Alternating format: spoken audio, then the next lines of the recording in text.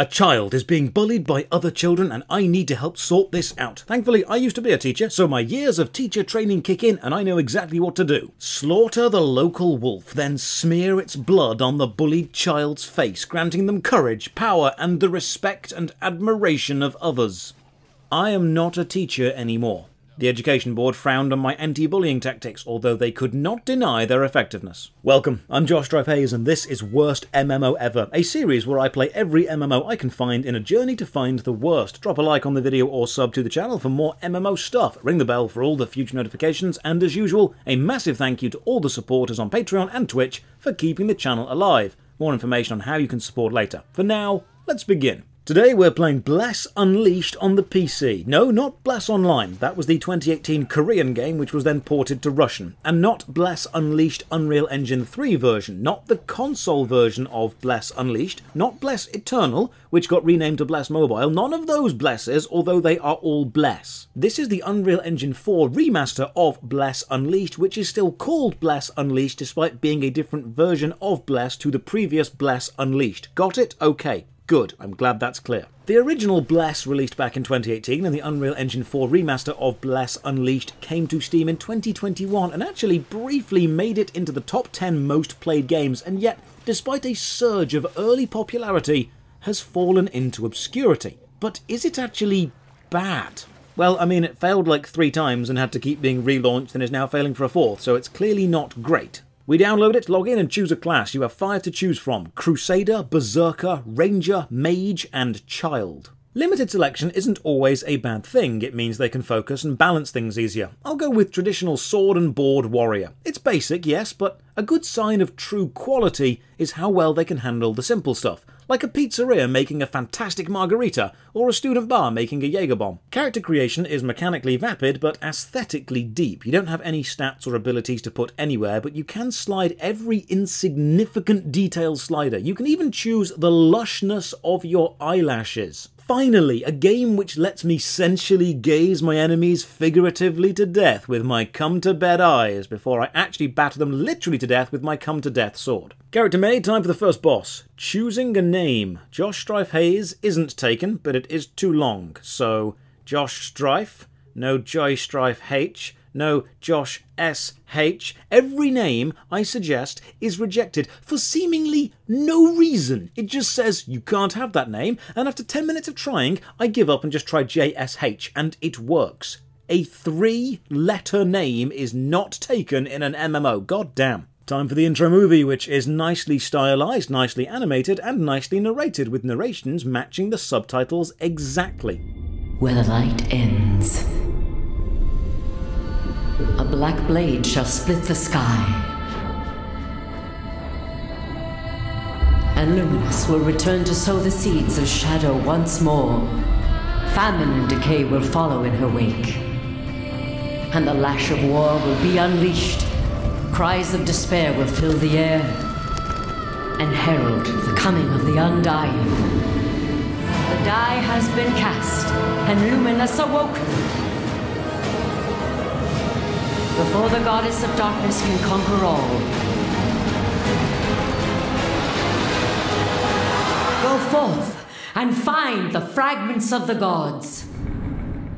So it's your standard fare of land in trouble, gods involved, go and be a saviour. Nothing we've not seen before. In fact, nothing we've not seen before is going to be a reoccurring phrase in this video. Game starts, WASD movement, space is roll. Okay. You've got a visual guide showing your combat combos to the top left. Bless Unleashed is a third-person action combat game. Your attacks are bound to left click and right click, and abilities bound to 1 to 4. You have class skills on C and V. Left clicking and right clicking in the correct order makes combos happen, not unlike a fighting game, and combat works on a hidden real-time turn-based system. If you throw a combo together, it's smooth and fast, but messing up a combo puts you into a short cooldown animation where you are vulnerable, so it rewards skill over button mashing, which is nice. Follow this blue orb lady, and crossing this bridge triggers a graphical warning pop-up. Check your graphics, are they correct? At first I think this was on a timer, but no, this is actually a trigger point warning. Crossing the bridge back and forth makes this pop up every time. What a strange way of doing this. Ah, jump is bound to control. We will be changing this later. We are straight away thrown into a mini-boss. Use combos, roll, use your skills. What do those skills do, you ask? Doesn't matter. Who cares? No time to explain. Push buttons. Win the fight. Who are you? Where are we? Why are we here? Who are we fighting? Stop asking questions. You are Bless. This is Unleashed. Go and unleash your Bless. Early game combat will see you getting knocked around a lot because the enemy has a lot of stuns and interrupts, and using skills often causes this slight screen jerk effect where the camera tries to line itself up behind you but can't because it clips into scenery, and the whole thing is a bit of a mess. We're then told, brace yourself. Okay, how? You've given me nothing. You've thrown me into some epic level combat against a demon, and I'm just doing my best here. I'm flailing around like a kid with a plastic sword. And then we win, and we wake up, and it was all a dream.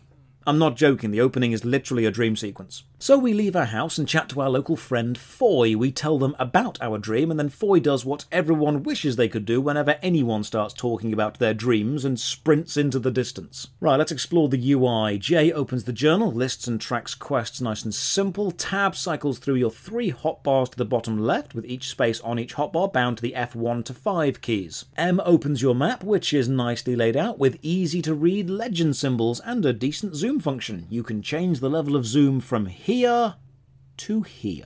Thankfully, this does increase as you explore the map more. When you pin a quest, you can toggle the sparkly guide leading you to the objective on or off. Toggling it off would be great if the main path isn't essentially linear anyway, and while you can wander off it and do side quests, you'll unlock the most experience by following the main questline. Whenever given a choice, I often choose to follow the main questline in any game because it's what the majority of new players are going to do, which means it should be, in theory, the best gaming experience the developers can make. This should be a path which shows off what the game excels at. The opening conversation brings up how we are an orphan, so the unknown heritage narrative end is immediately opened up, so we head into this village and chat to the world's strongest bits of rope. She tells us the celebration is today, and we should go and talk to the priestess. Okay, I need to rebind, jump to spacebar, and dodge to shift, and thankfully, this is really easy to do. We have a chat about dreams and then meet Don Diego, a manly man from the mainland and one of the early to mid-game central characters. We wander around the festival and collect some magical orbs because the big book of gameplay dictates you must make the player do some menial task in any area, so they're forced to appreciate that area. Then we're sent to eavesdrop on a secret meeting, so I do my usual stealthy thing and accidentally clip inside a tree. I didn't mean to do this, and I can't move. Can't jump, can't roll, I'm just kind of stuck. Here, stuck inside some wood, vibrating away.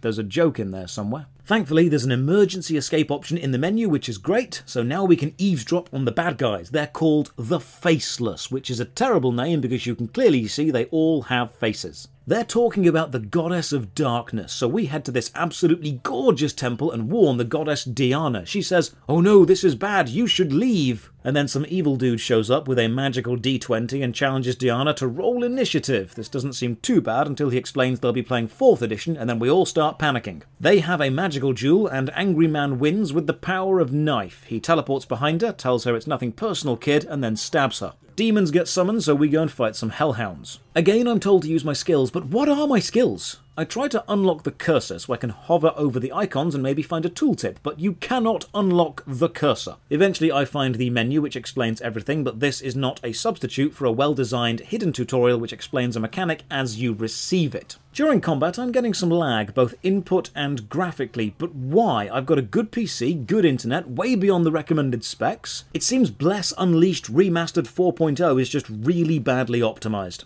More cutscenes. The demons kill the cameraman, then the kid we've known for 5 minutes dives in front of a magical energy blast and saves us, and then Don Dongle flies in on his griffin and scoops us away to safety. We are dropped off at some random farm and wake up 3 days later. Who were those people attacking the festival? Why did our childhood friend die for us? Whose farm is this? I'm hearing too many questions and not quite enough unleashing of Bless. The farm is owned by Marco. His son, Giovanni, has dreams of capturing animals in small magical orbs, then making them fight to the death, but before that, he needs us to heal the griffin that flew us here. So I open the inventory and you get this basic overlay tutorial. It's not terrible. And now we're off to pick flowers, but are distracted by wolves. Bless, A Realm Unleashed is similar to Guild Wars 2 in its dynamic event system. Your main story questline is shown with this blue icon and blue highlighted map areas, but dynamic quests show up in white. These are just things you can do while you're in an area, normally netting you some experience and crafting reagent items. They're not essential, they're just nice distractions.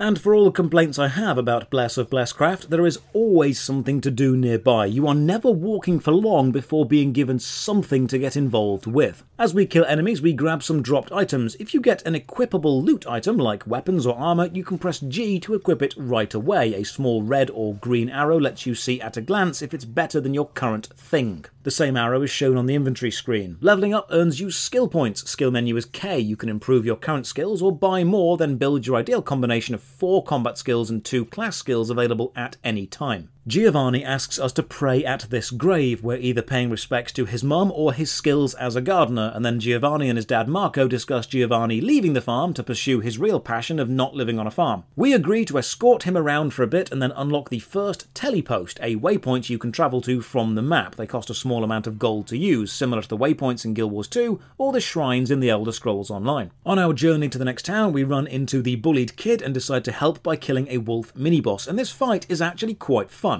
I was expecting it to be a complete breeze, but no, I get hurt and knocked around, and I have to actually try because early game death is a very real possibility. The combat system works pretty well, but the combo system can sometimes leave awkward pauses at the end of a chain. Thankfully, rolling is a guaranteed immediate action interrupt and a small immunity frame. Something about Dark Souls. And then more players show up to help out. My only concern is, all the other players have Korean symbols in their name, and in 10 hours of play, no one spoke back to me. Now here's an interesting combat mechanic. When the enemy stuns you, it's minigame time. Sometimes you've got to mash the spacebar. Other times it's press a certain order of keys. Sometimes it's press a button when the icon is in the right place. It's essentially interrupting the fight for a quick violent game of Mario Typing Tutor. If you succeed, you break the stun and have just enough time to roll away before getting hit. If you don't, you get hit. So being stunned isn't always a death sentence, but you've got to pay attention and be quick on the draw to break free. Level up, gain access to some more combos and help this woman by killing some bandits. We then meet this girl in a cage. She says she's not trapped, but her pet seagull will eat her unless we bring the seagull some grains and sate the seagull's desire for human flesh with carby goodness. I really hope this quest dialogue was lost in translation and the localization guys are just doing the best, because the alternative is someone actually wrote this as a quest, and that's just a bit weird. Complete more local quests and solve everyone's problems with the power of murder, and then this merchant says he'll expand the size of our sack. I mean, I'm flattered, but I'm not that type of adventurer. Oh, you'll increase my inventory. Yeah, right, that's fine. Walk down the path some more, and another random event spawns in right in front of us. This young farmer's wagon is stuck in the mud. This is a button-pressing minigame, so I slap the D and then pound the A, and the wagon pulls out and grow up, all of you. You know, Bless, Unbowed, Unbent, Unbroken may have a rough, disjointed start, but mechanically it's fine. It's actually interesting in places. Reach the harbour and we unlock the Soul Pyre, a fire you will respawn at if you die. Something else about Dark Souls. Then more fighting reveals more small issues. Attacks don't always go in the direction of the camera despite being an action combat game. If you start an attack and then swing the camera and then follow up your initial attack with a combo piece, the second attack, the first part of the combo, will keep going in the original direction, which makes fighting around enemies quite annoying. This town is locked, but we need to get in, so we summon our adventurer's wit and explain we're actually delivering fish. We prove this by picking up a nearby box of fish and they let us right in. I don't know why everyone queuing isn't doing this. Oh, Giovanni left a while ago in case you're wondering why he isn't here anymore. Here's a nice touch. The overworld is shared, but quest instances happen on a player-by-player basis. When you enter a quest instance, or instant version of the overworld, the world flashes blue, and this wave of neon blue sweeps over the land, phasing out other players and non-quest-based enemies. We're off to visit our griffin-riding saviour Don Dodrio, but his estate is under attack, so we help out with more murder. Inside, this woman holds a smaller magical D20 towards us and it explodes. She explains it was made of prana, pure chaos energy, and we destroyed it by just being near it. How super special magic awesome of us. We're then sent to a teleport lady who explains star seeds, things needed to teleport from place to place, and then a mysterious wanderer, literally called Mysterious Wanderer, explains a tablet we found is a blessing from the gods and we should go and activate it. Blessings are passive buffs, which affect certain skills and help supplement your playstyle. Now we're sent into this local university and need to kill some wild animals, not the students, giant insects. This honestly feels like a side quest which has somehow shoehorned its way into the main quest line. Like the main quest kids were having a fun party and this guy wandered in and no one had the heart to ask them to leave. The professor thanks us and asks us to go and check the Demolished District, a rundown part of town infested with bandits and graffiti, for a missing magical staff. Out of complete chance, we meet Farmer Marco again. It seems Giovanni didn't come home, and he often plays around this area, so he's here looking for him. We team up to fight some bandits, and take down a bandit elite and find the magical stick in a box. What I've written in my notes for this bit is, so far, not terrible. We level up and unlock mounts. Mounts are gained through using mount cards, which can be found in various places, and this adds the mount to your stable, and you can summon the mount at any point from your stable. Access the stable from the menu overlay. With the mount equipped, summon it with X. So behold, my majestic steed. It's a goat.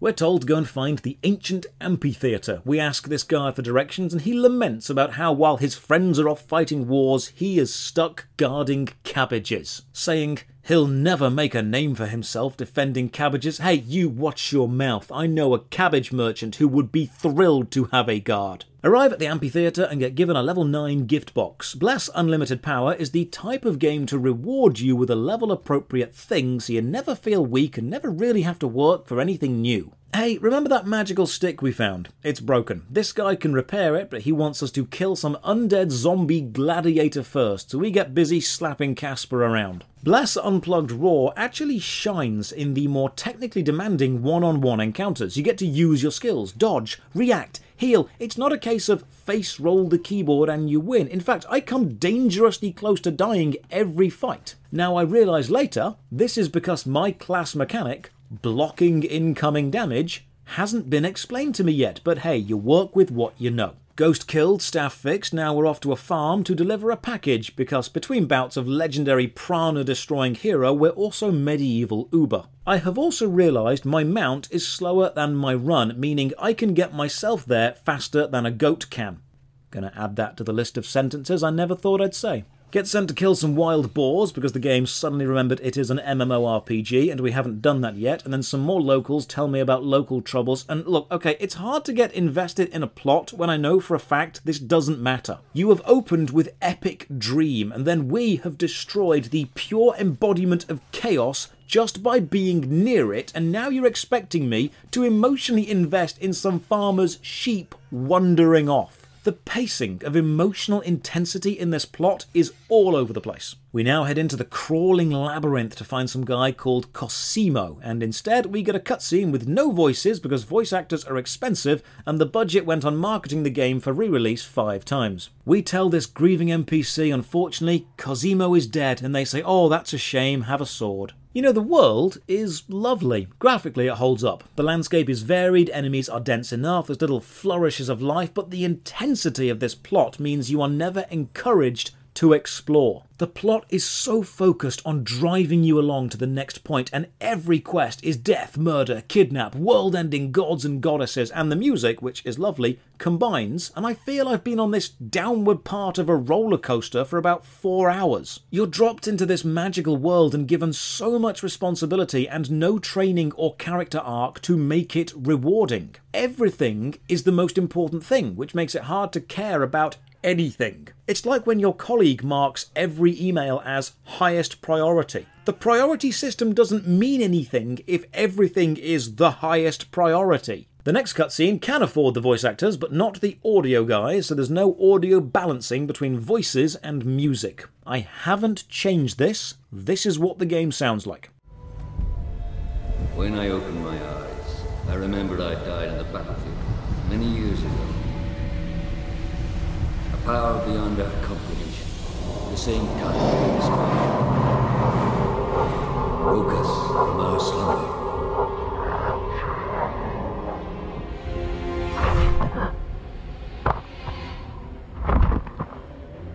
By the gods! We're out of control! Run!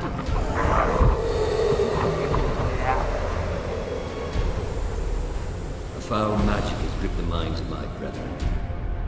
They are stricken with madness, forever reliving the horror of our last battle. Meet a ghost who wants us to kill another ghost, and I have to say, this Geist Warden boss is awesome. I've got an NPC helper tanking for me, which is good, because I still don't know how to use my shield beyond just slapping people with it. I do have a block skill, but I've not pressed it yet. So my shield is just a big circular blunt sword. Let the ghost know the warden is dead and then teleport back home. I find an enchanting wheel, but the moment I look at it, I get flashbacks to the Dragon Age enchanting kit, so I decide to just not touch this. The next main story quest needs us to collect 3 individual bits of the Mark of the Wolf and then combine them into a blessing upgrade. Now, hunting for bits to enhance a system feels a little bit vapid because I'm not fully comfortable yet with the base system. This is a supplement to something, and for it to feel important, I need to fully understand the foundation that I'm supplementing. You know when mobile games throw a wave of systems at you and you don't get a chance to understand one before having the next shoved in your face? Bless Ultra Deluxe DX isn't quite that bad, but it is still enhancing stuff we don't know well enough to value the enhancement. It's like playing a board game with the expansion pack straight away. I don't understand what we have expanded. Here's a nice graphical touch though. All quest target locations have a beam of light shooting up into the air, so as the map starts to open up, you can actually navigate without the map if you want to. I need to kill this corrupted tree ant for the next part of the wolf icon, but it's bloody tough and has a lot of localized AoE, so I actually die. And thankfully you respawn quite close, and then more players somehow turn up and fight, and all in all, this is pretty enjoyable. Head to the local altar, combine all the fragments together, and upgrade our blessing to the Blessing of the Wolf, and then I don't use it because I don't know enough about the blessing system to know if using it is the right choice. Hey, a massive wandering giant, probably a world boss. Wonder if I can take it down by myself, so I slap it and oh good lord, no, hardly made a dent in this thing.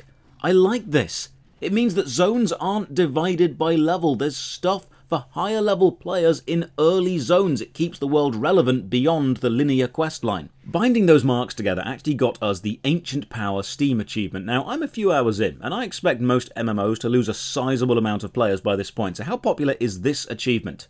Oh, 28%. That's actually a lot higher than I expected. Holding a third of your player base 5 hours in is actually very impressive. And when I stop to think about it, I can see why. Bless Ultimate Team is a decent enough MMO, but its main strength isn't in how good it is, it's in how bad it is not. Now that sounds strange, but consider this. There are very few quit moments so far. The player is always guided, always has an objective, but enough freedom to go off if they want to, always has options, the inventory is fine, the menus work fine, combat is balanced and challenging enough. It doesn't do anything groundbreakingly well, but equal and opposite, it doesn't do anything badly enough to make a new player quit. The random events make it feel like a budget Guild Wars 2, the open stories and lots of subquests make it feel like a budget Elder Scrolls Online, the slight fantasy edge is reminiscent of a budget Final Fantasy XIV. And that's both Bless Until Dawn's greatest strength and greatest weakness. It's a pretty good mix of everything, but it's not great enough to stand above anything else. I'll expand on this more later. Another dynamic event has us guard a wagon, and while the background music is nice and the battle cries work when there's only 1 or 2 enemies, group fights are an auditory mess because there are only about 3 battle cries and they play repeatedly.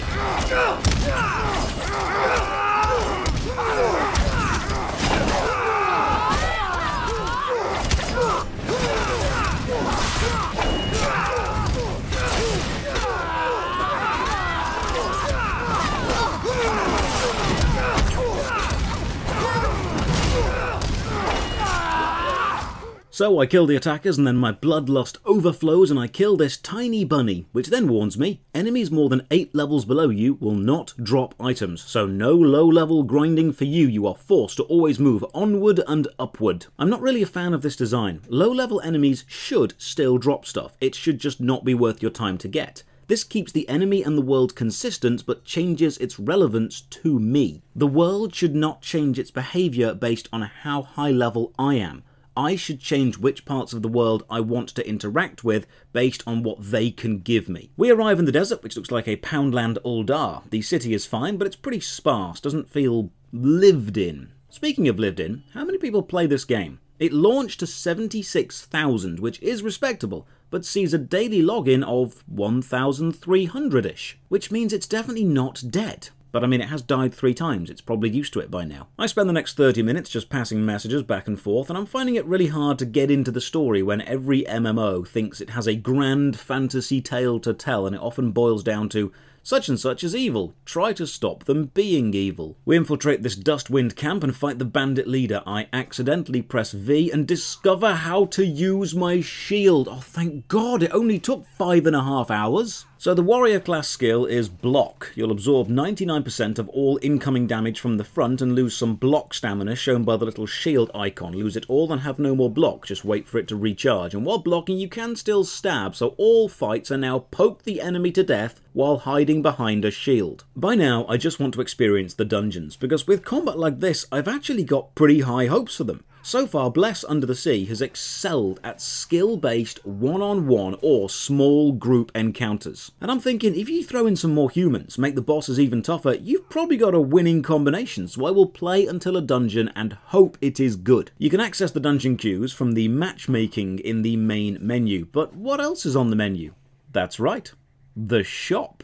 So let's have a gander. The game is free to download, so I'm already expecting an abusive shop, but honestly it's not as bad as others I've seen, which I know isn't really that high of a bar. There is a Battle Pass system, or Bless Pass as they call it, with a regular and then premium track, and then there's your usual bundles, cosmetics, potions, and convenience items. Everything costs red gems, because of course there's an intermediate currency. But these gems come in actually acceptably sized packs. 500 for $3.49, and it's likely the 6,000 pack for 35 quid is the one they're really trying to push. So I'm expecting to see things priced around the 5,000 to 6,000 mark, and yep, the anniversary package, what they're pushing right now, is reduced from 15,000 gems down to 5,000.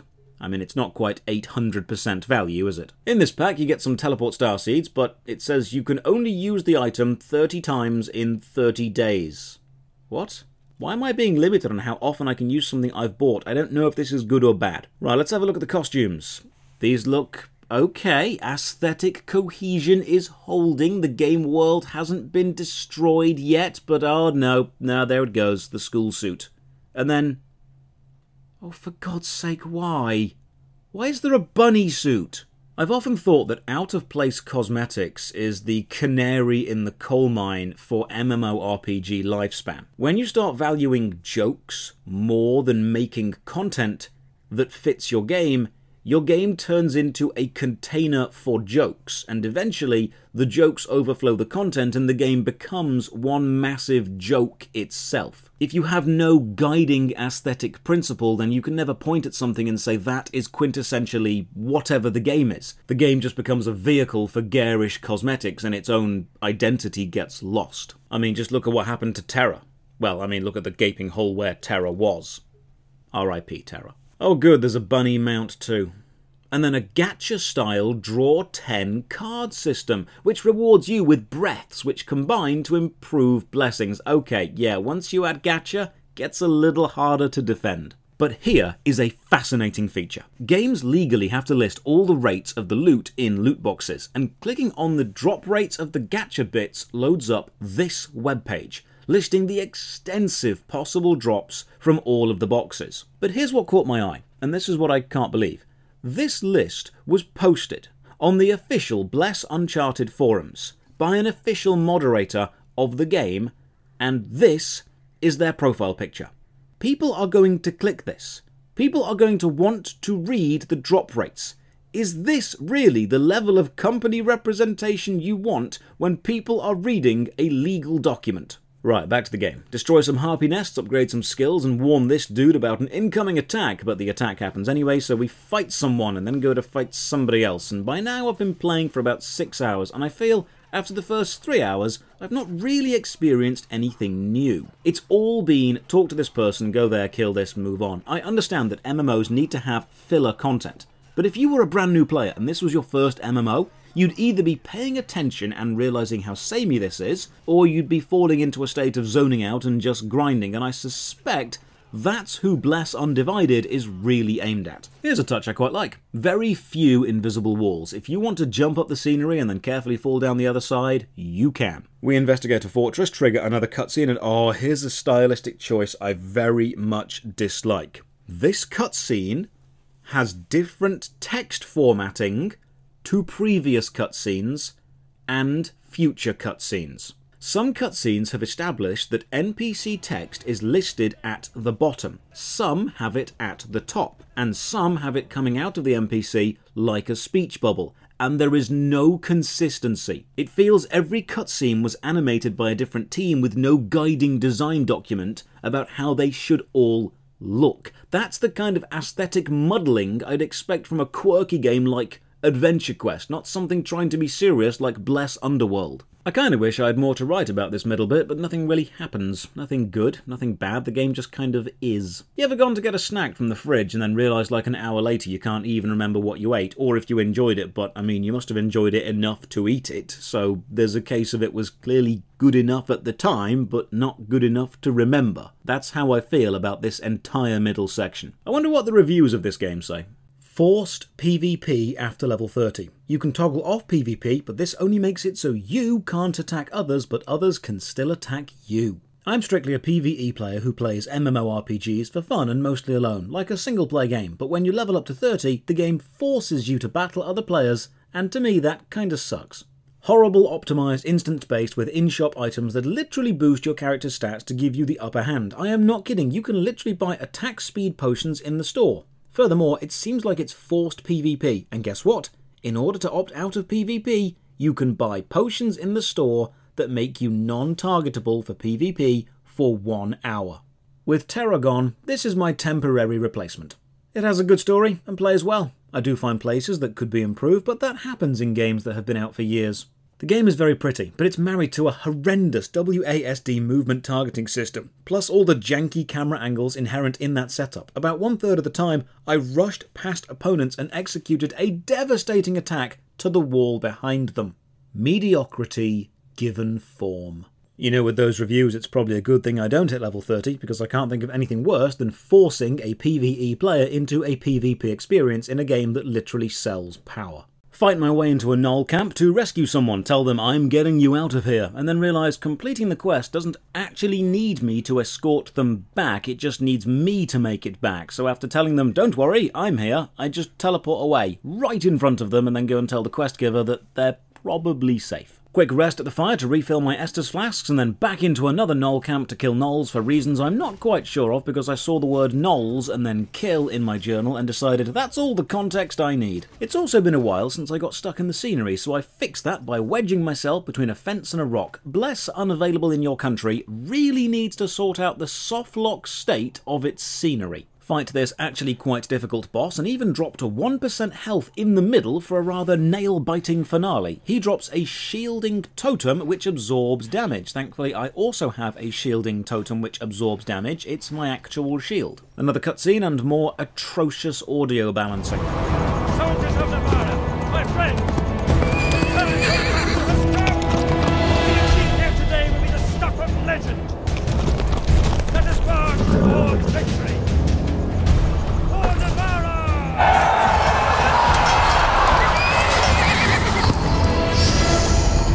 Another huge group fight, and I actually get a little bit cocky and die.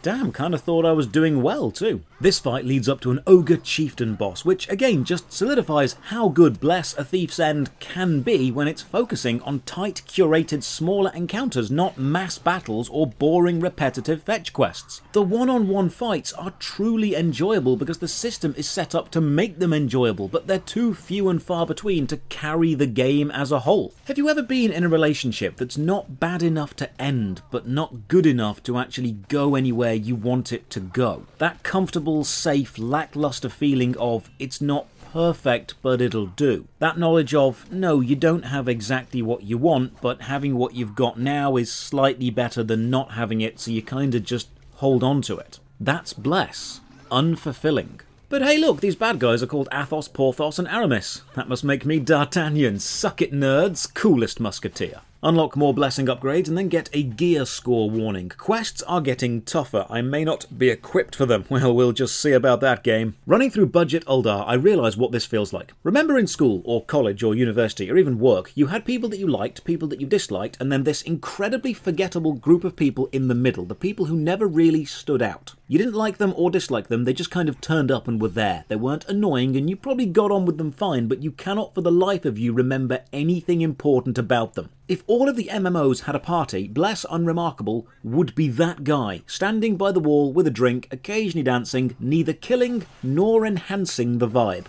By now I'm only really playing for the dungeon experience. I'm kind of betting all my chips on dungeons being fun. If the group dungeon experience can elevate Bless Unchained to something fun, I will keep playing it. Because I'm struggling to find any reason to otherwise. I'm struggling to find any experience not already fulfilled better by another game. We fight a mage, which is another fun one-on-one encounter because my shield doesn't block all magical damage, so I'm forced to roll. Then we defeat this guard, essentially rub a rock, steal a gem from the middle of a big puddle, and then finally hit level 15 and unlock the first dungeon, the Kobold's Kitchen. Okay, here's something I find odd about MMORPG players. I am a big advocate for dungeons or raids or group content like this to be available from almost the very start of the game. And people say to me, no, that's endgame content. But then the same people get annoyed because MMORPGs are becoming single-player experiences and they want there to be more content which relies on grouping up and exploring the multiplayer aspect, which early game raids and dungeons would literally do. I'll probably make a video on the benefit of early game dungeons soon. Queue up and wait for it to pop. I can see I'm slightly above the suggested gear score, and oh cool, you can actually see the rewards from the dungeon so you know what you're potentially gonna get. That's nice. I wait for about 5 minutes before I realise something. Not only do you have to add the dungeon you want to queue for to the queue list, you then need to click the Start Matchmaking button for the search to actually begin. Thank God I saw this now and not an hour in. That's not a problem with the game, that's just me being an idiot. Buy some more potions from the vendor back in the main town and then equip them. It does take a while to figure out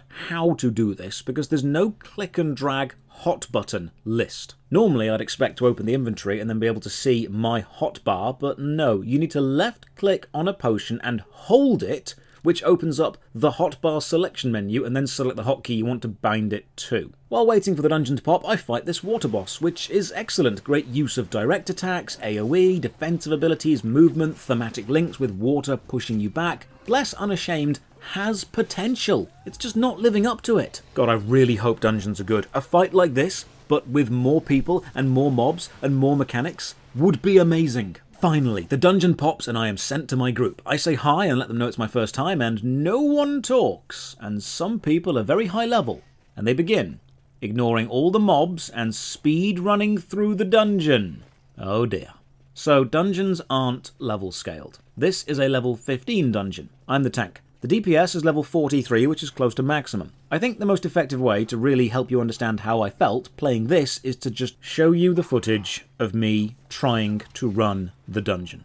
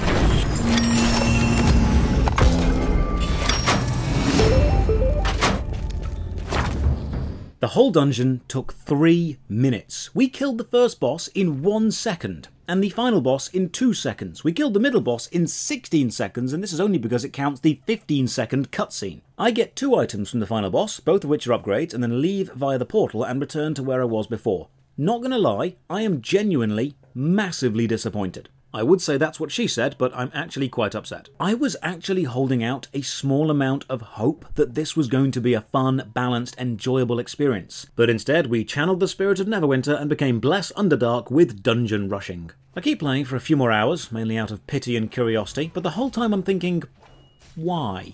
Well, I know why. It's because while it's not given me a reason to play, I am playing, and it's not given me a reason to stop. It's that whole law of motion thing. An object will just keep going until a force acts upon it. No moment in Bless Uncrustable makes you excited to keep playing. No moment makes you log out. So once you've started playing, you just kinda keep going. It's like going to a family meal with extended family that you don't like or dislike. Once you're there, you may as well eat the food, make some small talk, enjoy the experience for what it is. No massive desire to stay, no massive desire to go. But yet you're deeply aware the whole experience is not truly what you want to be doing. Have a chat with this fairy who looks like every Instagram model of the late 2000s blended into one. She asks me if I'm okay, hun, and want to join her team and become a hashtag boss babe with my own business. She sends me on to collect 3 other shards to upgrade another blessing, and then I leave to go and get lunch, and when I come back I realise I don't have to keep playing anymore.